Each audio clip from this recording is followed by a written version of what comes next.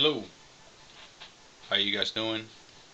This is Vladimir again making a quick video recording today on the 2nd of October 2017, and this video is about a controversial topic about aviation. It's about the Wright brothers and how they may have not invented the first controlled flying machine, level controlled powered flying machine. And I've been skeptical about this claim that the Wright brothers in 1903 flew the first controlled powered flying machine because of many reasons, which I will discuss here in this short video today. And I will show you some of the proof that I have that rebutes that claim that the Wright brothers flew a controlled powered machine in December of 1903 at Kitty Hawk, South Carolina. As you can see in the picture here, this picture is basically the only picture that exists of that alleged flight, and that is the original picture. And I will go over the few things. Well, actually there are many. I'll go over a few of the many things and circumstances and anomalies that make me very much doubt that this flight that you may think is a flight here in this picture, this situation here that appears to be a flight, I will discuss how this is very doubtful that it took place, as it is often claimed. First, a little background on this 1903 flight. Mainly, I'll get this few points, the next few points, from an article called "The Timeline of a Fraud." The Timeline of a Fraud. It's currently online, and I will post the link for this website in the comment section of this, not the comment section, but the text section of this video. You can follow it. It's at http://write-brothers.wiki.com/. Again, I will put that link here together with this video, and it basically goes through a few points, actually a few articles, on how this 1903 flight, and also a few other flights between 1903 and 1905, how those flights, or alleged flights, quote unquote, may have been complete hoaxes, or they may have been at least blatantly exaggerated just to promote the idea and the claim that the Wright brothers were the first to invent a powered controlled flying machine. And I will discuss that here as I go along in this video. I may have to pause a few times because of the time constraints of the video recording software I'm using, so I will break this video up in a few parts, and you will notice maybe cuts in the video, but just bear with me. The next cut is about to come in a few seconds. So this first part is just an introduction of what I am going to actually be talking about, which is basically the claims of the Wright brothers of the 1903 alleged flight, and how it did not take place as described by most aviation historians and scholars. See you in the next segment of this video. Thank you.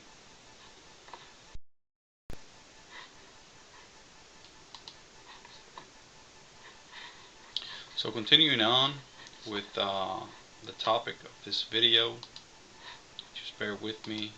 I'm going to be switching a few pictures around as I go. As you can see right here, this is the picture of the 1903, what they call the Wright's 1903 flyer, which is basically what they claim to be the first flying machine.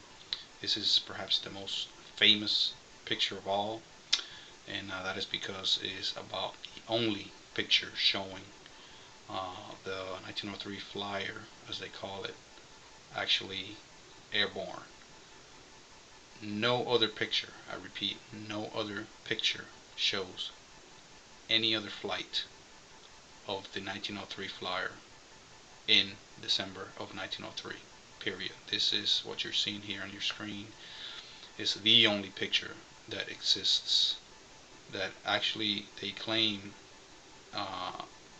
the Wright brothers themselves accepted that this is the only picture that they actually had taken of the event that many believe changed the world.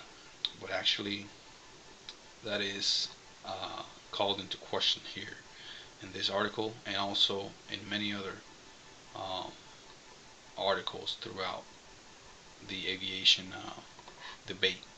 And you can look that up. You'll find out how many uh, claims are current in denying or rebuting or basically challenging this 1903 alleged flight of the Wright brothers. And as I continue along here, I will show you exactly what I'm talking about. To begin, I'm going to be reading off a few articles from this website that I told you about, and I'll discuss each as I go along. First, the Wright brothers contributed nothing to the progress of powered flight before 1908, says the first paragraph of this article.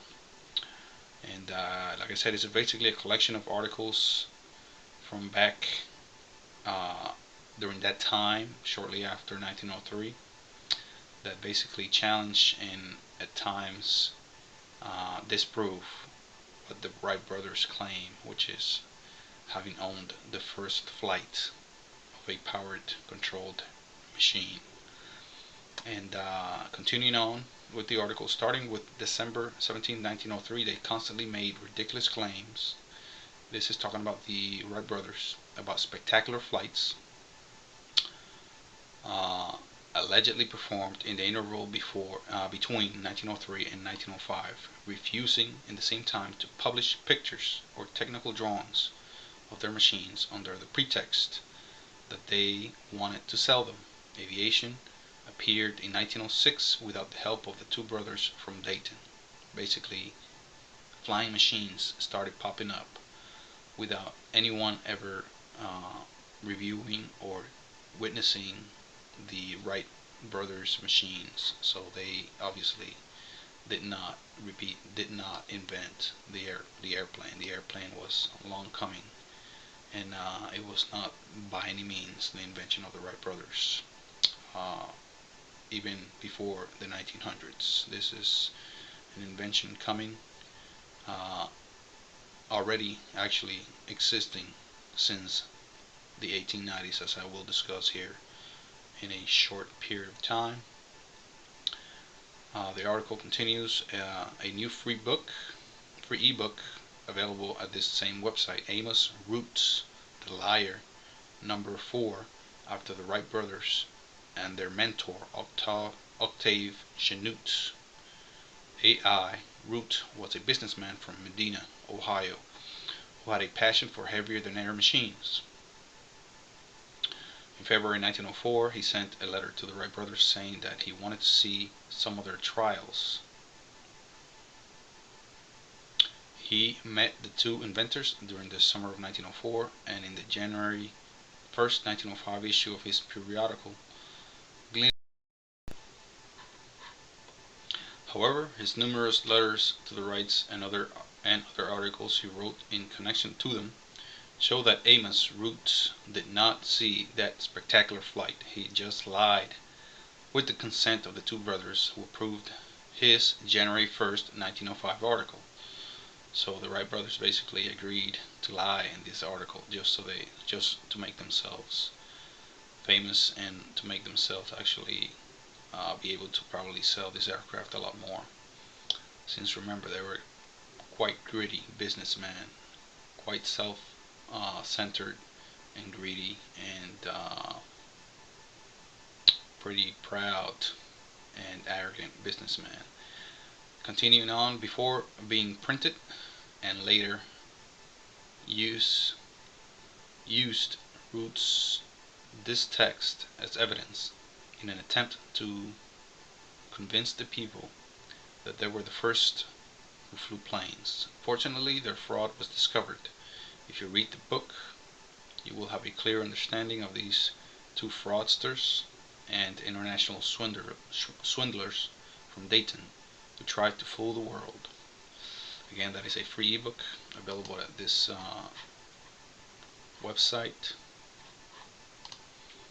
I recommend you go through and read that.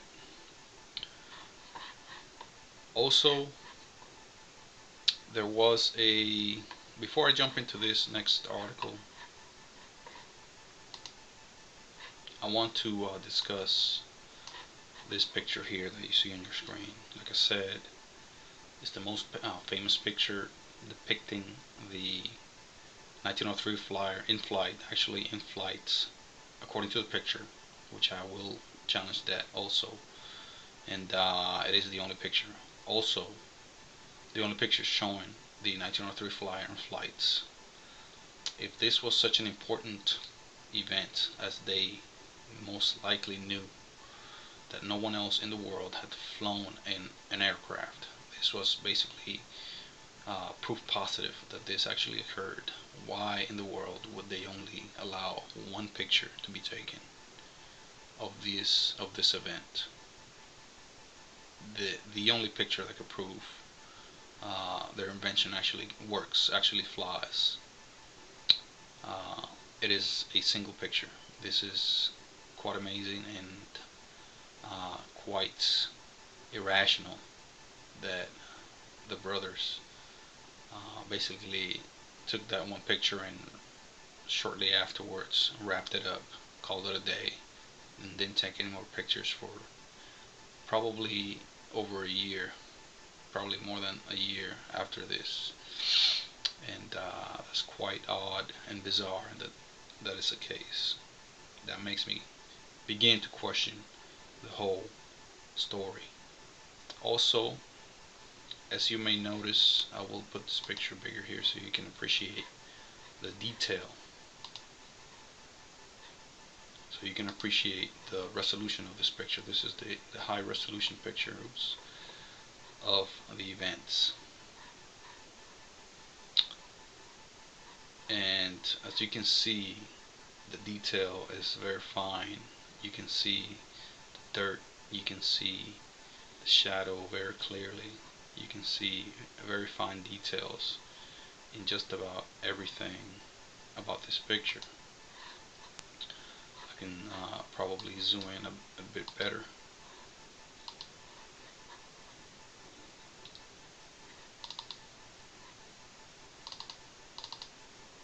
And you can appreciate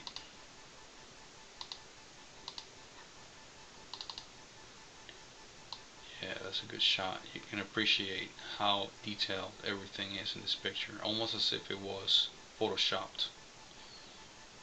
It is very sharp, very clear. Everything is just great. The way it was framed, very centered. It was processed almost perfectly. I mean, it was focused almost perfectly. And what makes me question the validity and the reality and the authenticity of this picture is that an amateur, a complete amateur, that admittedly had never this picture here admittedly a complete amateur, uh, framed and took this picture.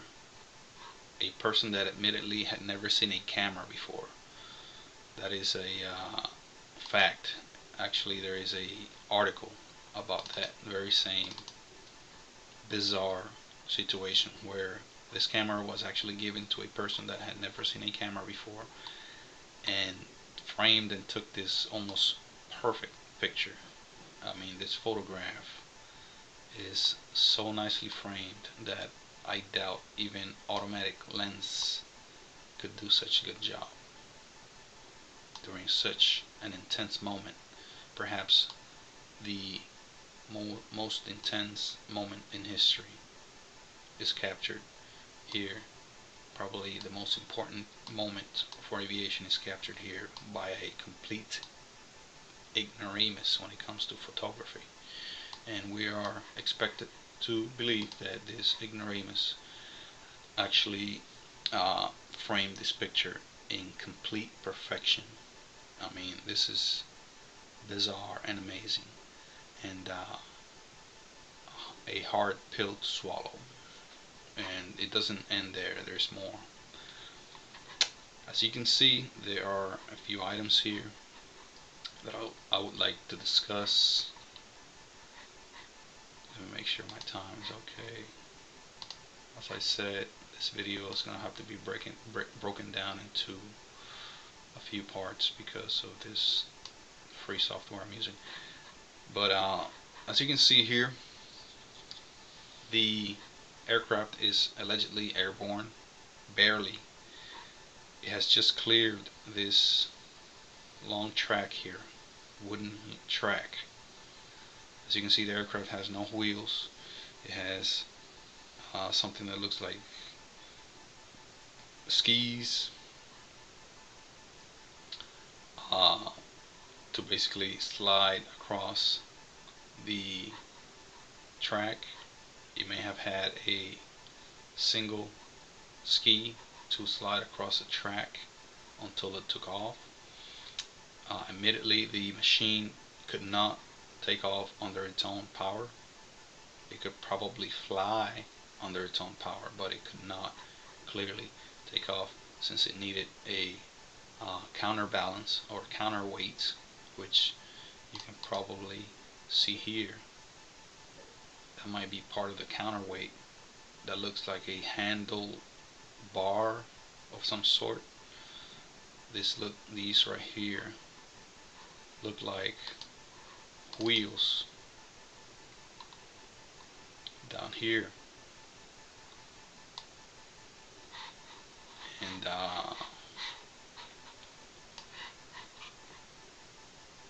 some kind of wheels, I'm not sure for, and you can kind of see a cable right here, and here this may be some of the cabling that's involved or associated with pulling this aircraft so it can basically become airborne. So obviously the aircraft could not, repeat, could not fly under its own, take off, that is, under its own power. And that is rarely, if ever, mentioned by the Smithsonian, which I'll go into the details of what the Smithsonian has to do with the whole ordeal of the Wright brothers claiming to be the first at flight. Continuing on, I have made a few annotations here in this photograph, in which I will go into some detail and about each of those annotations I made. Each of those annotations put a dent into the credibility and the validity and the authenticity of this photograph, and how this whole thing may be, sadly enough, a hoax of immense proportions to basically pin this great achievement of being the first at controlled powered flight to the Wrights for eternity. And this is done for nationalistic reasons. Continuing on, these are some annotations of the Wright brothers 1903 flyer, allegedly in flight, and the only picture in existence that shows the aircraft in flight. And I will go over the few annotations that I have made here and how these bring into question the validity and the credibility of the Wrights. First of all, I want to go with this comparison of the size of the aircraft. Although it's not so substantial as far as density of the aircraft itself, is not too, it doesn't appear heavy. It doesn't appear to have too many parts, moving parts, or static parts. It doesn't appear to have too much mass. Although that is the appearance, this aircraft was obviously heavy. First of all, it was made of wood. Wood is not the lightest material for aircraft construction. Second, the propellers themselves were made of wood. A lot of items, a lot of parts were made of metal, including probably some of the tracks. I mean, these were bicycle makers by trade, so they used a lot of bicycle parts and bicycle components to make the aircraft. So they made ample use of metals, or basically steel, which is the metal preferred, by bicycle makers of that day. So the aircraft was not a light aircraft by any means. It was substantial in size, as you can see the size of the person flying the aircraft, which I believe is Orville Wright flying the aircraft right there. And the engine itself was not a very light machine, although it was small. And I'll get to that in a minute here. You can see the size of the aircraft as compared to the size of the engine. It is a very wide spread as far as ratio of the power plant to size of the aircraft. In comparison, I'm going to show you here, as soon as I'm able, what the size ratio is for a modern airliner or a modern airplane.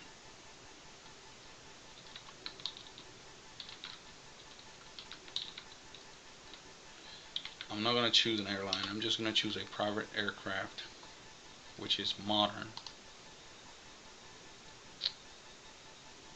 So you can see a little bit of a discrepancy here.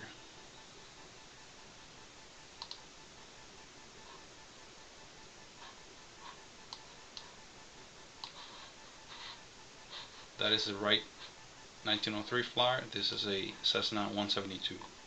As you can see, the Cessna 172, the size of the aircraft is not that much difference. It's not as different as far as comparison or ratio of size as the power plant of the aircraft. The power plant of this aircraft takes just about the whole nose area, front fuselage or nose of the aircraft. It goes to about this distance from the front of the aircraft. So it's safe to say that it's about 1/5. It takes about 1/5 of the whole size of the whole aircraft. In contrast, look at the tiny square or rectangle here. That is basically the size of the power plant, as I have noted here. It is tiny in comparison to this huge wingspan, and the ratio is As I was saying, the ratio of the size of the aircraft to the size of the engine is not 1/5 as a Cessna 172 is, as I just showed you. A modern aircraft with the latest technology in engine and power. This is more like 1/10, at best 1/8 of the size of the whole aircraft. So in 1903, in the infancy of internal combustion engine technology, and in the infancy of aviation itself, you're gonna tell me that a couple of bicycle makers are going to come up with an engine, a power plant that is 1/10 of the size of an entire aircraft, and get that aircraft off the ground on its own? I don't think so, especially with these two very sluggish and very oddly placed propellers, which I will cover here next. As you can notice, also the gear ratio of this pulley going to each propeller is odd and bizarre. The gear ratio you would expect to be the same.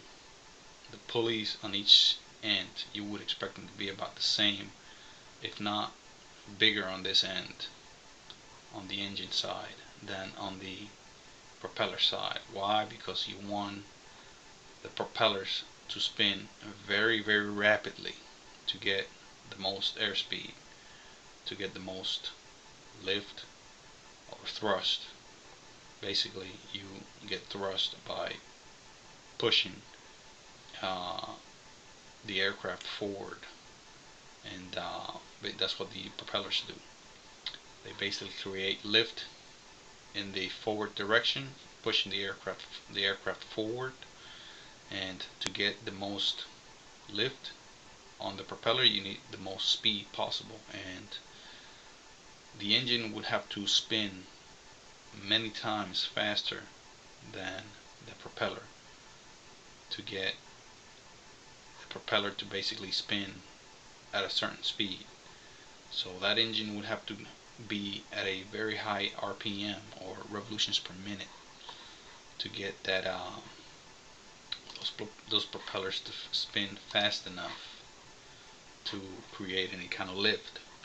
And this ratio is just bizarre, the way they did that. That may have been a very blatant engineering blunder right there.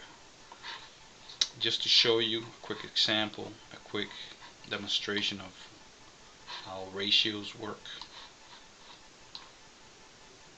I have put together or brought up a picture of a modern bicycle.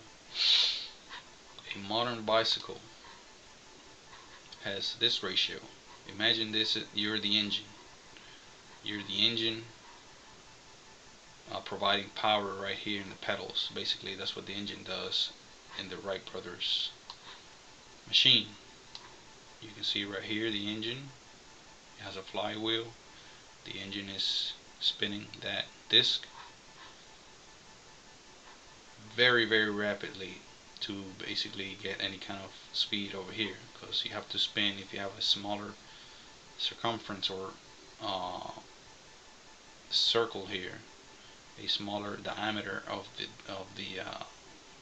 pulley here, and you're trying to spin a bigger pulley, is basically going to take a lot more spin on this side, a lot more RPMs to get the same speed here. That is just the law of mechanics. So here you can see that this one is larger. This is where the engine is basically, and this is where your spin is going to take. This is where your work is going to occur. Basically, spin of the wheel. This is where you get your forward movement. The same thing applies to the propeller. But obviously, as we can see, this is not the case. This here is much smaller. This circumference here is much smaller than this one. So you're going to have to get a lot more RPM here than here. Probably looks up to be about twice or more than 3 times the amount of RPMs here than here.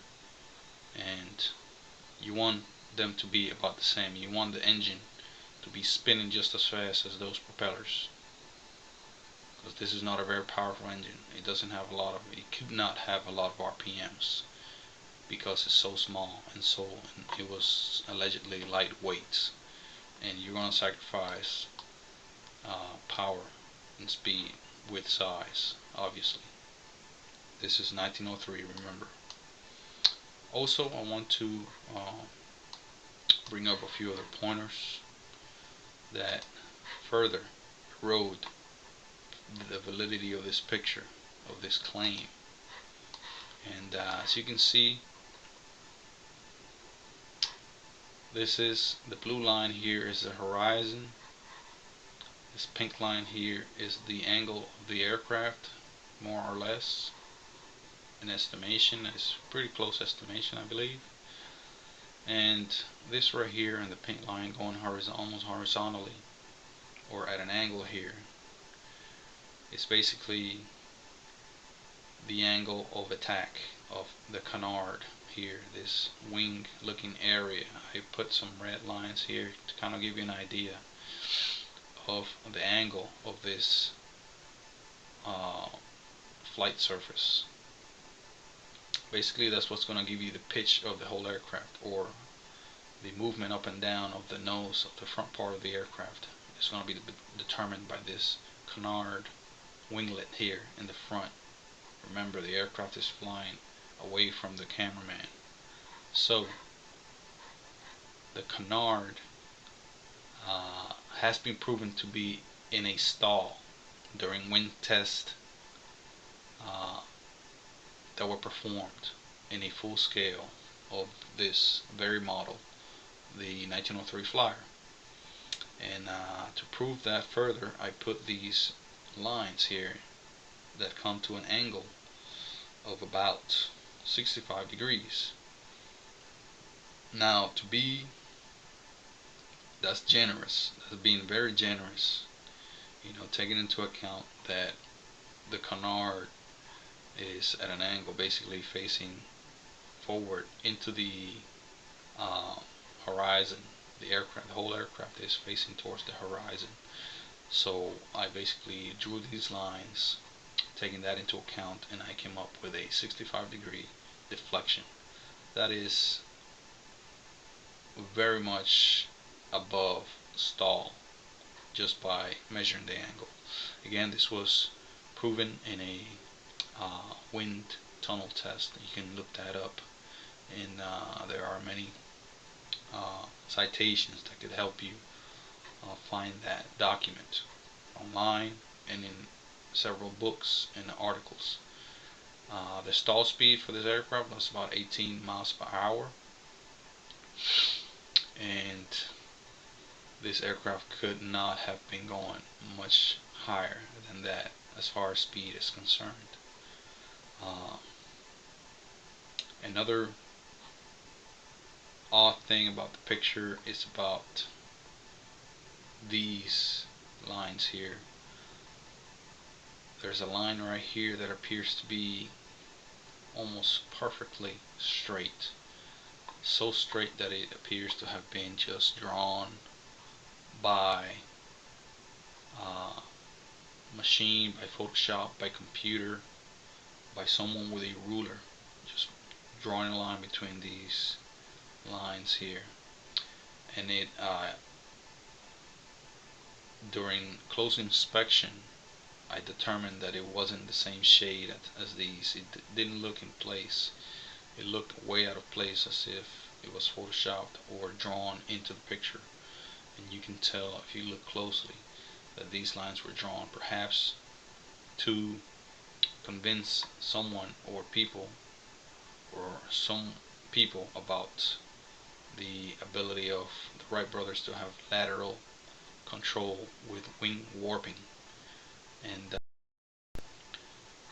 convince people about wing warping, which is basically the claim they have that they had lateral control of the aircraft, which is a complete fallacy, a complete hoax. These people had no control over the lateral movement of this aircraft, especially the first flights. It is obvious because there are no large levers that are visible. To warp these humongous wings, you would need a lot of torque.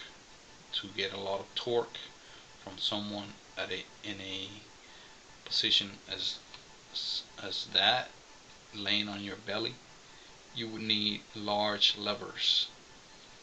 There are no large levers visible in the picture or in any other of the pictures of the 1903 flyer. You can also see a few items that are somewhat odd, like these right here. These may be claimed to be part of the wing warping mechanism. You could tell this right here, these two lines do not meet, where this strut supposedly meets the bottom section of the wing. So these lines may have been drawn, at least some of them, to make it look a lot more complex and with a lot more tie-offs. You can see lines coming across here everywhere. There seem to be a lot more of those tie-offs than necessary, and that may just be evidence of photoshopping. You can tell also there are a few smudges in the picture that may be covering something. They look pixelated when you do a close-up on these. You can basically get your own copy online. Just type in high resolution 1903 Wright flyer, and you'll get a copy of this high resolution picture from the Wright's alleged flight in 1903, and you can close into it and actually detect a lot of these very blatant photo defects that are very obviously handmade and very clearly made by someone attempting to either add something or take something away. It was done very much on purpose. Also, I wanted to bring up this very important point where there are claims and there are many citations of people saying, or even witnesses saying, that there was a steep drop in this area here where I have marked the ground with these grids. You can kind of like see the drop already taking place. You know, Kitty Hawk, South Carolina is Devil Hill area, which is the area where the Wright brothers allegedly flew their machine, is full of hills and sand dunes and such. So they probably, most likely, according to witnesses, placed their aircraft in a steep drop. You can kind of see this is a drop. It goes up just slightly, and then the landscape completely changes. The landscape right after that drop completely changes, as you can see in this picture here. You see a lot of detail here. You can as you can see here in this picture, you can see a line here. There's a difference in texture for the sand. It's very jagged, and you can see a lot of differences in the shades of the sand here, and then over here is very smooth and monotone. So there's likely a drop right here in terrain.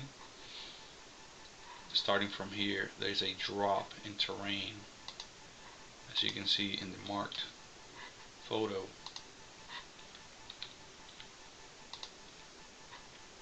There's a steep drop in terrain.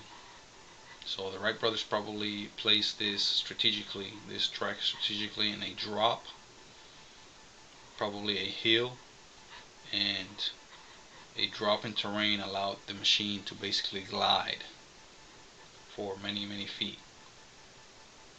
That way they can claim that they actually flew when they actually didn't. And you can see it more clearly in the unmarked picture, where there's a clear boundary here, and you can see that there's a drop in terrain height and altitude, perhaps several meters down.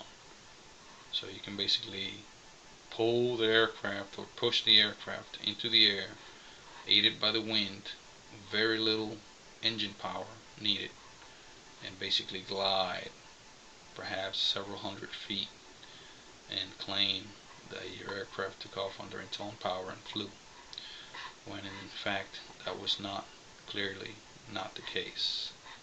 And another reason why that is not the case is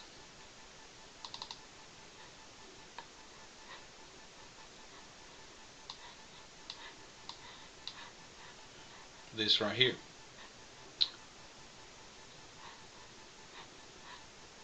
This is one of the Wright brothers right next to the aircraft. Why is he not right next to the aircraft? Because he was likely aiding the aircraft in its takeoff. He probably is placed right behind them, right behind the aircraft at that moment, having just aided the aircraft in takeoff, perhaps pulling, pushing, or basically allowing the aircraft to take off. So it wasn't much of a powered takeoff as much as it was a human powered takeoff. So all these stories about controlled powered flights being performed in 1903 is just a complete nonsense hoax that is starting to get exposed here. And these are some of the few annotations. There are probably more out there available. And this item right here looks inserted. If you zoom in closely, you can try zooming in by getting your own copy of this high resolution picture online. Basically all these items right here look inserted, including this cable. This cable looks very much drawn. It doesn't look natural at all. It looks as if it was penciled in. This line right here looks like it goes under that shovel, but it doesn't look natural at all. This looks like it's just photoshopped in. It doesn't even look like a real can and some kind of stick in the can. And what is this doing here? What is this bench doing here? Who knows? It looks like there is a some kind of vice grip here for some reason. And everything much about these pictures are especially this picture here. There are a few other pictures showing the aircraft on the ground, but this picture here has a lot of things to make you raise your eyebrow and go, huh?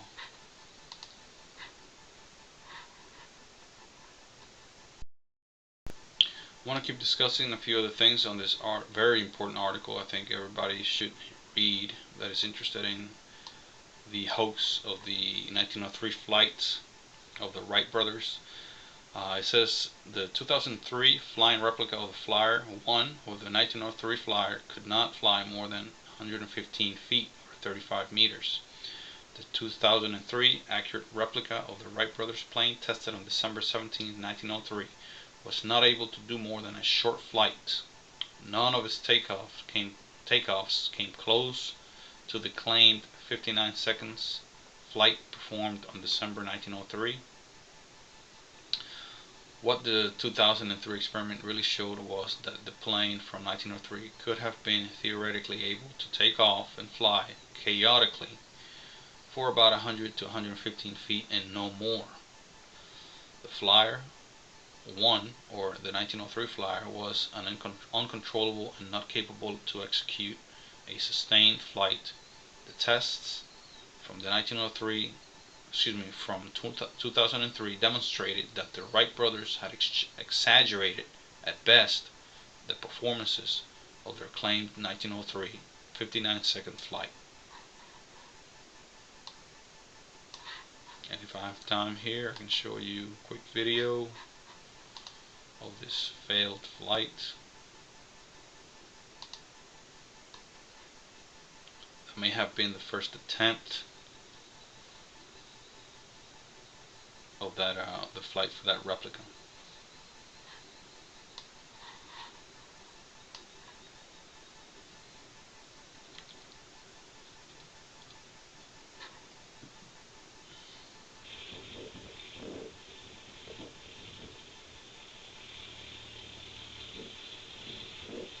As you can see, it needs to be aided in its flight, and it could hardly take off. I mean, look at how sluggish the machine is and how slow the propellers actually are.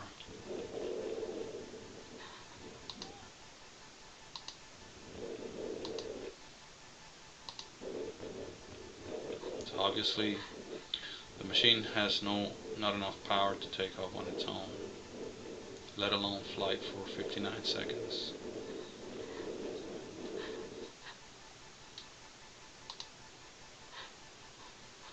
There's another video that may show a slightly longer flight.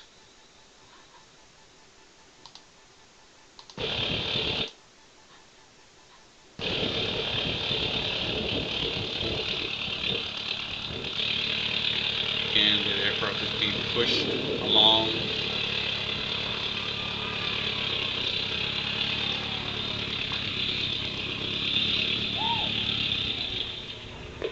And again, it could barely take off.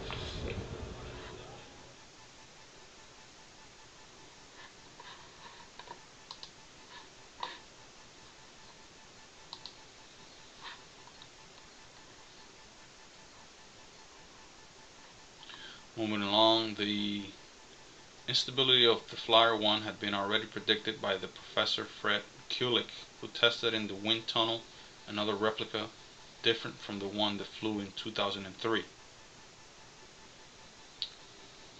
They built it and then drew as they went along, said Fred Kulik, professor of aerodynamics at the California Institute of Technology and chief engineer of Chernes' team. Chernes Group, working mainly on weekends in a warehouse donated by a rocket company in El Segundo, California, finished what they considered an exact replica. Then in 1998 they tested it at the NASA's Ames Research Center near Sunnyvale, California. 3 weeks of wind tunnel tests of the Wright's Flyer replica clearly showed how unstable it was and how it can't be flown safely, said Kulik. And there is the source, which you can also get from the website.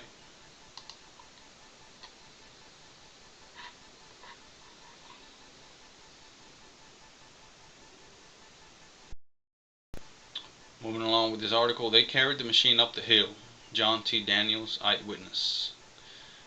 The fact that the Flyer 1903, Flyer 1 of 1903 just glided, aided partly by the engine, was confirmed apparently unwillingly by John T. Daniels, an eyewitness, in a letter addressed to a friend. And this is the letter, part of the letter at least. Dear friend, I don't know very much to write about the flight. I was there, and it was on December the 17th, 1903, about 10 o'clock. They carried the machine up the hill and put her on the track and started the engine. And he went about 100 feet or more, and then Mr. Wilbur taken the machine up on the hill and put her on the track, and he went off across the beach about a half a mile. Again, this is a letter by a witness. Daniels twice wrote he had seen the machine being carried up the hill before each of the two flights he remembered. This information corroborates well with two pictures allegedly taken on December 17, 1903. And again, this is part of the picture I just showed you earlier.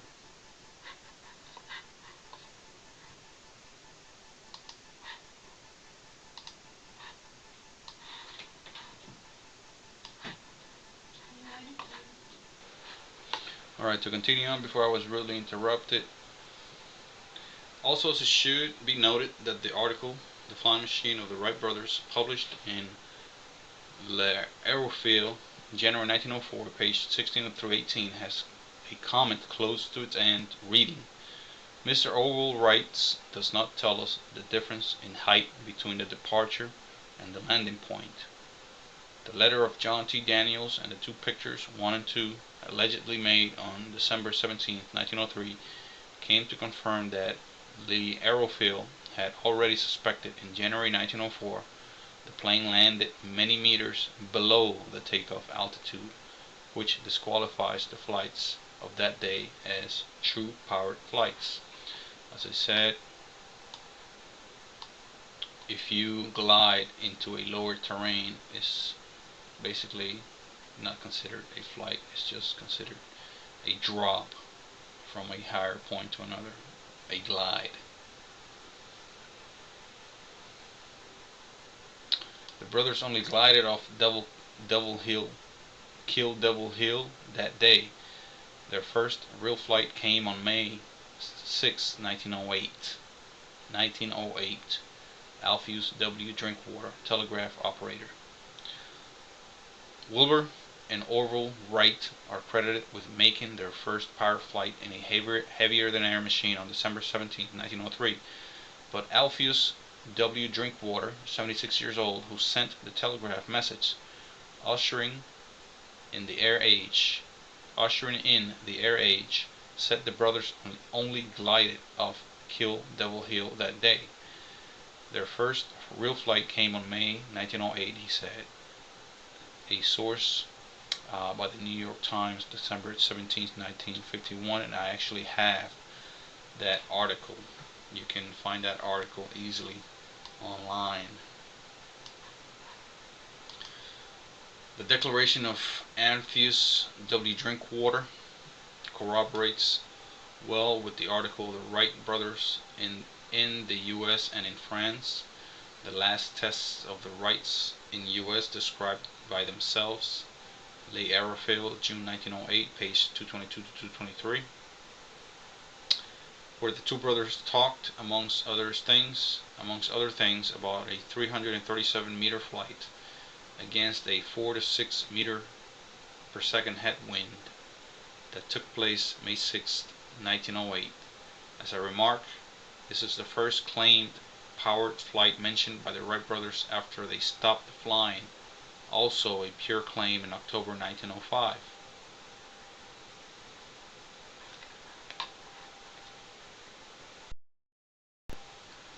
The Wright brothers bought French engine Barraquand and Moret to power the planes they finally flew in front of the credible witnesses in 1908. Repeat, 1908. The articles, Aviation in the U.S., 7 French engines for the Wright brothers, Le Aérophile, April 1st, 1908, page 127, which says that the French company Barriquot Mer had just delivered 7 40 horsepower Antoinette-like plane engines to the Wright brothers, and progress of the Wright airplane experiments in Scientific American, May 23, 1908, that also talks about French engines, demonstrate, both of them, that the brothers needed in May 1908 far more powerful engines for far less spectacular flights than the ones allegedly performed in 1905. Also, on August 8, 1908, the Wright brothers, using the same French engines, flew only 1 minute and 45 seconds in France, far from the 38 minutes in Dayton in 1905, when a considerable weaker engine was used. These brothers have simply no credibility, and only their officially witnessed flights can be trusted. The rest is their own fiction. Again, these links are available on the website, and I will have that website link available for you to disseminate. How could an unqualified man have designed and built an engine in 6 weeks? This one article says about the engine that powered the Flyer 1, 1903.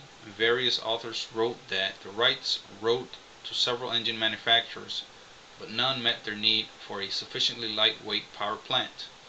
They turned to their shop mechanic, Charlie Taylor, who built an engine in just 6 weeks in close consultation with the brothers. The article about Taylor also does not bring more light, saying just that Taylor was a mechanic hired by the Wright brothers to repair bicycles, and he designed and built the aluminum water-cooled engine in only 6 weeks, based partly on rough sketches provided by the Wrights. That's a hard pill to swallow right there. It is not uncommon for a mechanic to adapt a ready-made engine to a specific purpose, but to design it from scratch and build it in 6 weeks is simply incredible. Again, another article. Pictures from May 1908.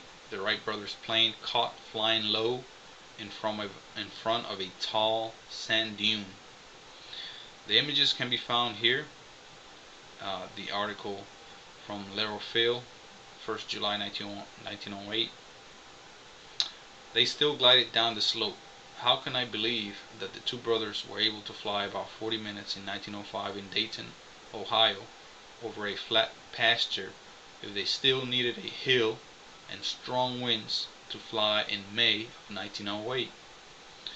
In a letter published in the L'Aérophile, in which the two brothers gave technical details about all their claimed flights in May 1908, they also specified the wind speed as being between 4 and 9 miles per second, or meters per second. See L'Aérophile, 15 June 1908 article.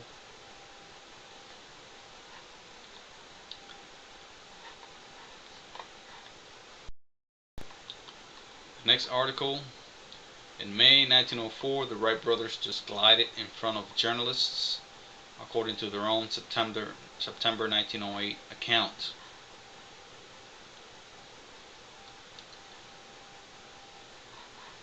This is what the Wright brothers themselves declared in 1908 about their witnessed flight attempts in 1904. In the spring of 1904, the new machine was heavier and stronger when it was ready for its first trial. Every newspaper in Dayton was noticed, and about a dozen representatives of the press were present. When preparations had been completed, the machine, after running the length of the track, slid off the end without rising into the air at all. Several of the newspapermen returned the next day, but they were again disappointed. The engine performed badly, and after a glide of only 6 feet, the machine came to the ground. The reporters had now no doubt lost confidence in the machine, though their reports in kindness concealed it. Later, when they heard that they were making flights of several minutes' duration, knowing that longer flights had been made with airships, they were but little interested. The source is the Wright Brothers Airplane, Century Magazine, September 1908, page 649, columns 3 and 4. And you can see the link on the website called, again, the Wright Brothers wiki.com.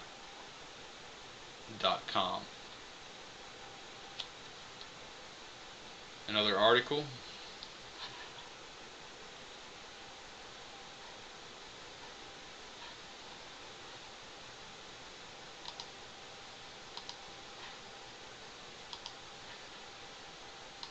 This article is named Flyer 1 1903 had a propeller placed underneath that revolved horizontally, according to an article signed by Wilbur Wright and published in February 1904. The title tells a lot of what the article is about. You can read that at your leisure. I don't think it's of enough importance to cover here in this video. The much celebrated 66% efficiency of the 1903 propellers not confirmed by wind tunnel tests, and I have actually gotten a copy of that test. I believe the link for it is included here, and it's not surprising at all that those propellers made of wood and powered by a very weak engine in 1903, it's not surprising they're highly inefficient. And what's surprising is that they were claimed to have achieved enough thrust to lift that machine off the ground. That's what's surprising. The theory that wing warping ailerons made the flight possible is a pure myth. People flew without ailerons for 20 minutes before the moment the Wright brothers appeared with their ailerons. The Wright brothers appeared performing public flights starting August 1908, in a time when other aviators had already flown for about 20 minutes. It is a myth the planes of the two brothers were far superior to other flying machines of the time. Their planes had essentially a single advantage: they could turn in place. The disadvantages were that they were unstable, they did not have wheels. Once landed, they were hard to transport. They required a catapult to take off, a huge complication. They were hard to fly. Only to keep such plane fly a straight line, the pilot had to steer continuously the tail, wing warping ailerons, and the front horizontal rudder. And another disadvantage was the lack of a horizontal tail, which made them also unstable in pitch. Besides the 1908 planes, the only about which we know with certitude they flew had French engines,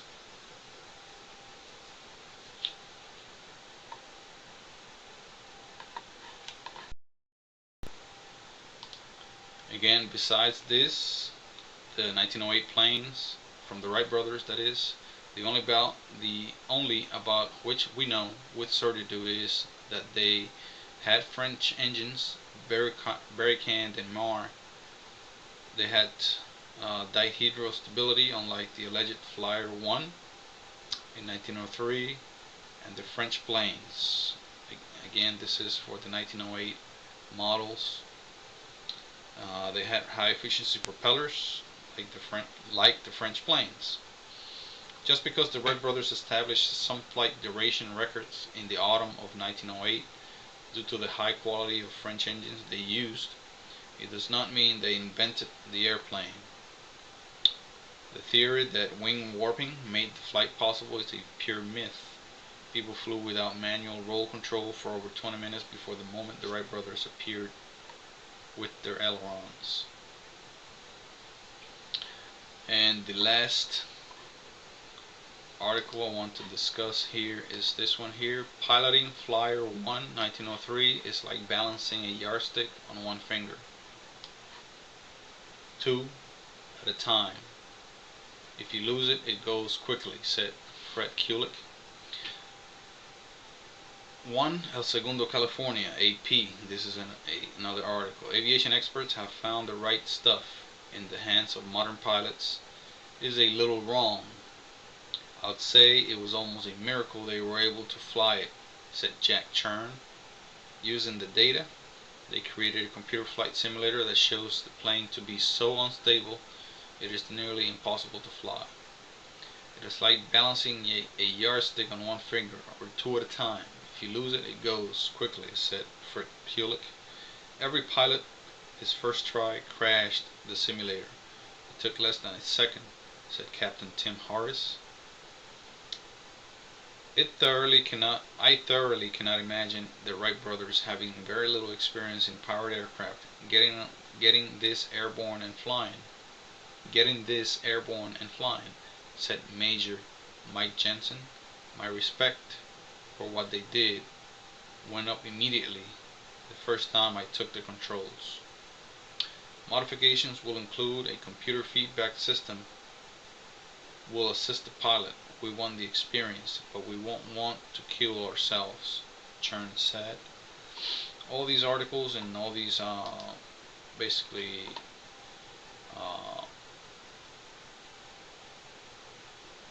claims of all these pilots and experts refute the claims of the Wright brothers that they flew in 1903.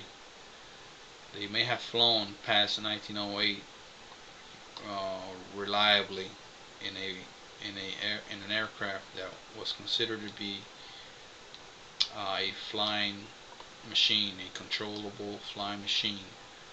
But what I dispute here, and my claim, is that in 1903 the Wright brothers did not have a flying machine. And this picture here shown in your screen is just a complete and total hoax. It is, if it's real at all, which in my mind a lot of signs tell me it's just complete fabrication. It's a complete Photoshop fabrication. But I can't be completely sure about that. So assuming that it's real, the machine itself, this picture itself, does not prove that it flew controllably for more than a couple of feet. It shows the machine about 2 feet from the ground, if not less.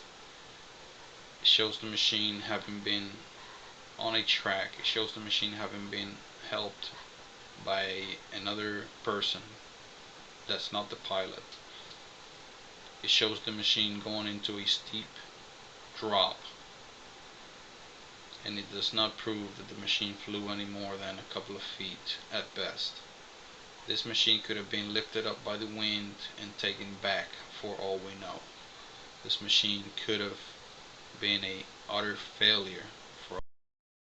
So let's stop pretending that we have all the facts and the proof and the documents and the photos and the pictures and the eyewitness reports that make the claim that the Wright brothers flew in 1903.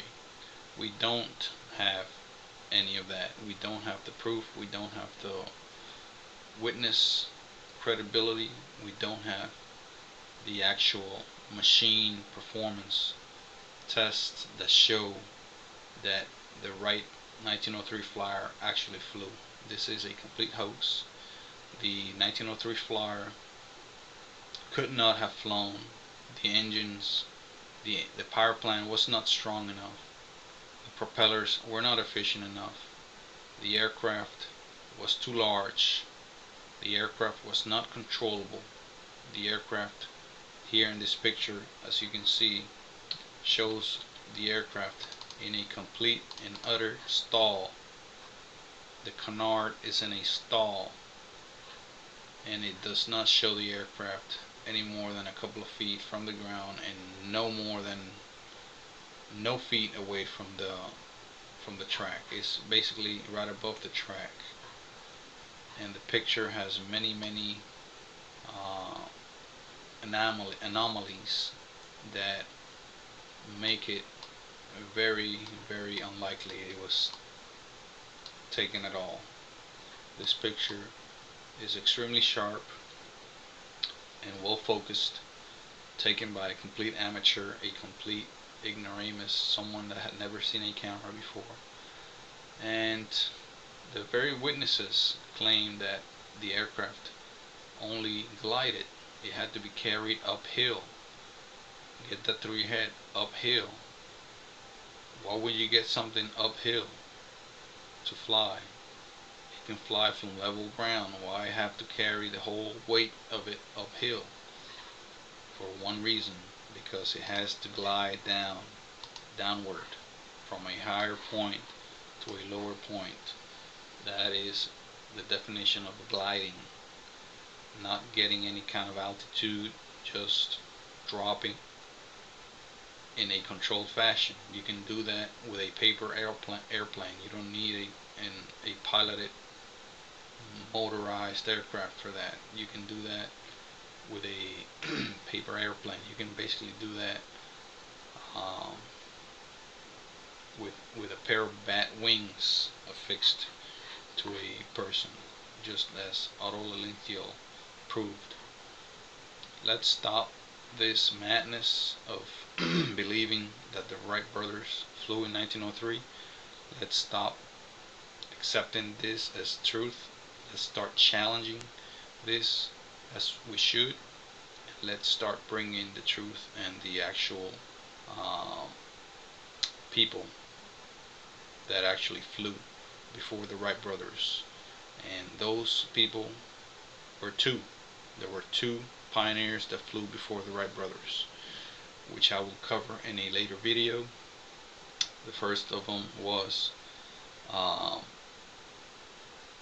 Gustav Whitehead in 1890, a full decade, almost a full decade before the Wright brothers flew. And the other one was in the late 1800s, 1860s, I believe. No, excuse me. The one that flew in 1890 was Hector Clement, or Clement Hector, from France, which invented the Liolle aircraft. Was a French electrical engineer that invented a flying machine. The other one that flew right before the Wright brothers, was Gustav Whitehead, from Massachusetts. Look it up. It's online. It's on the internet. There are books and reports about it. Very credible and completely provable. Thank you very much. See you next time.